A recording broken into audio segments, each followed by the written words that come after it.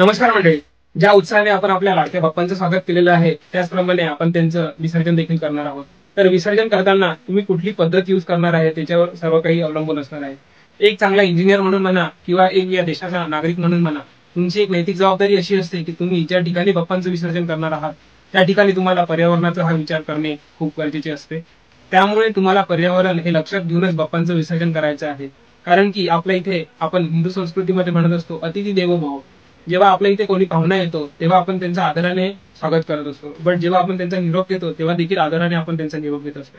तर बाप्पांना त्यांचा निरोप घेतलेला तेव्हाच आवडेल जेव्हा तुम्ही पर्यावरणाचा ऱ्हास करणार नाही, पर्यावरणाला नुकसान पोहोचणार नाही.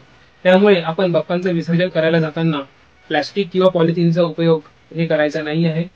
विसर्जन घाटावरती कोणीही निर्माल्य हे प्लास्टिकमध्ये न फेकता एका कागदामध्ये गुंडाळून जर फेकले तर अति चांगलं होईल, जेणेकरून बाप्पा आपल्याला सदैव आशीर्वाद देतील आणि आपण आपल्या पर्यावरणाचा नुकसान करणार नाही आणि आपली वसुंधरा जी आहे ही एका आपल्या कुटुंबासारखी राहील. म्हणून त्यामुळे आपण नेहमी म्हणत असतो वसुंधरा एव कुटुंब. धन्यवाद.